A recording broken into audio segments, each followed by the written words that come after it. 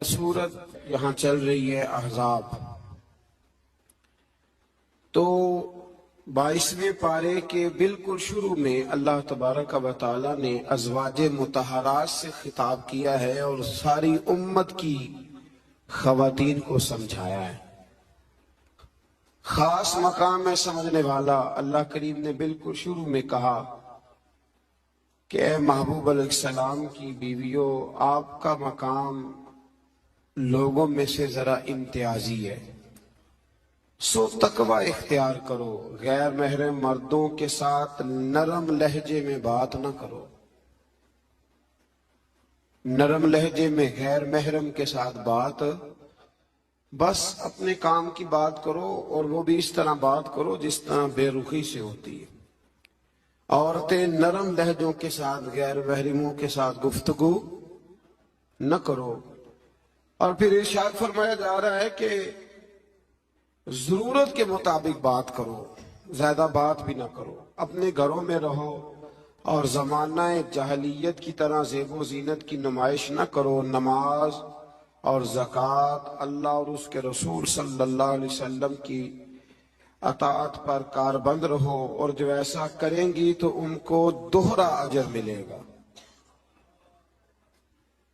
اور ان کے لیے آخرت میں عزت کی روزی کا مقام ہے، روزی کا اہتمام ہے۔ اسی مقام پر اللہ کریم نے فرمایا انما یرید اللہ لیذہب عنکم الرجس اہل البیت ویطہرکم تطہیرا۔ فرمایا اللہ تو یہی چاہتا ہے اے نبی کے گھر والوں کہ تم سے ہر ناپاکی دور کر کے تمہیں صاف ستھرا کر دے۔ فرمایا اللہ تو یہی چاہتا ہے کہ تم سے ہر ناپاکی دور کر کے تمہیں، پیچھے کس کا ذکر ہو رہا تھا؟ ازواج مطہرات کا، نبی پاک علیہ السلام کی۔ تو یہ ذکر ہی، یہ آیت تذکرہ ہی ازواج کے تذکرے میں آیا۔ بہت سارے لوگ کہتے ہیں اہل بیت میں بیویاں شامل ہی نہیں، یہ صرف حضور علیہ السلام کہ وہ اہل بیت ہیں جو حضرت علی، سیدہ فاطمہ اور ان کی اولاد ہے۔ وہ خدا کے بندے، جب آپ سے پوچھا جاتا ہے گھر والوں کا کیا حال ہے تو بیویاں مراد ہوتی ہیں کہ نہیں؟ جب پوچھا جاتا ہے کہ گھر والوں کا کیا حال ہے صرف بچے مراد ہوتے ہیں کہ بیوی بھی مراد ہوتی ہے؟ تو یہ عجیب فلسفہ ہے کہ یہاں لوگ کیا کرتے، کہتے ہیں صرف اہل بیت سے حضور صلی اللہ علیہ وسلم کے اولاد مراد ہے، بیویاں مراد نہیں۔ تو یہ سرے سے بات ہی درست نہیں ہے۔ جب اہل بیت کی بات ہوگی تو حضور کی ساری ازواج اہل بیت میں شامل، یہ سمجھ لے بات، چونکہ یہاں تذکرہ ہی ازواج مطہرات کا چلا آ رہا ہے۔ پھر اس سے آگے آیت نمبر 35 میں مومن مردوں اور عورتوں کی اکٹھی صفات کا بیان ہے۔ اللہ تبارک و تعالی نے فرمایا کہ مومن مرد اطاعت شعار ہوتے ہیں، صداقت شعار ہوتے ہیں، صبر و رضا کا پیکر ہوتے ہیں۔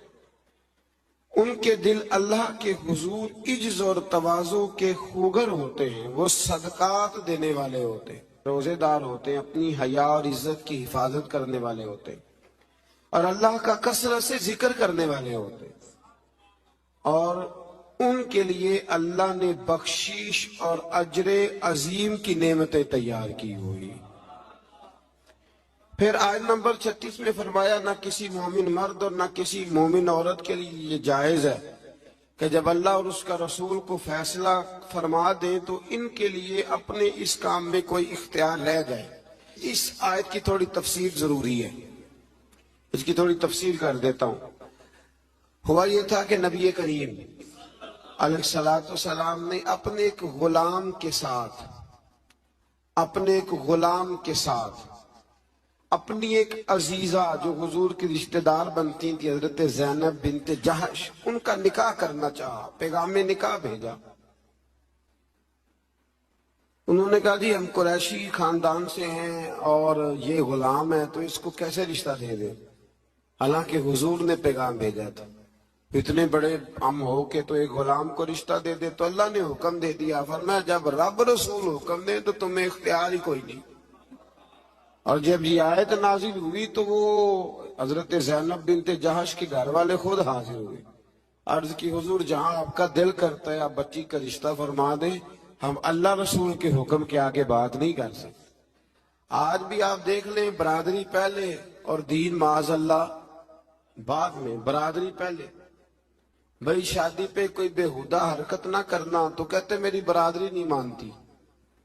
یہ بڑا خطرناک جملہ ہے، یعنی ایک طرف نبی پاک کی شریعت اور دوسری جانب برادری، تو یہ مطلب آپ اندازہ کر لیں کہ یہ بات کہاں تک جاتی۔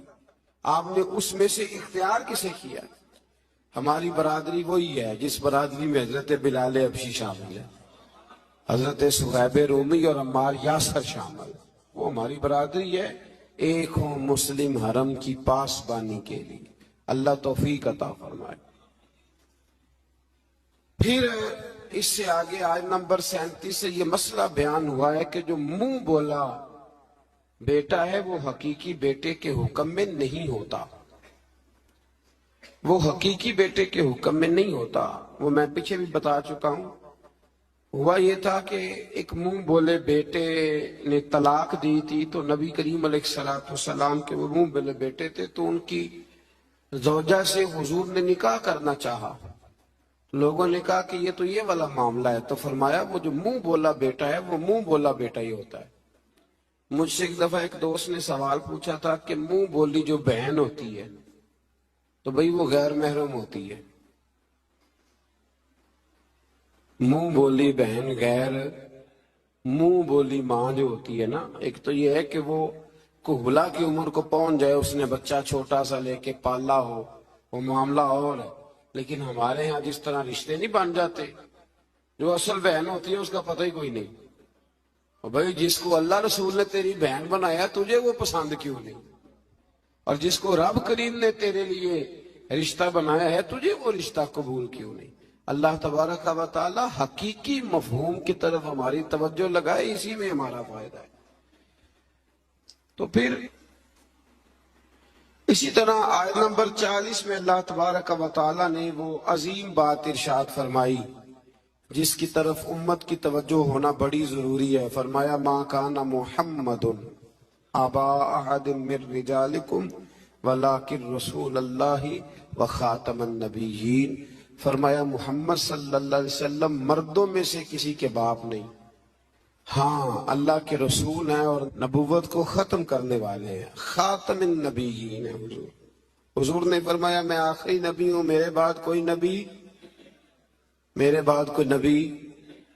ضرورت بھی کوئی نہیں، اس لیے کہ میرے نبی نے کمی چھوڑی کوئی نہیں، ضرورت ہی کوئی نہیں، حاجت ہی کوئی نہیں، ضرورت ہی کوئی نہیں۔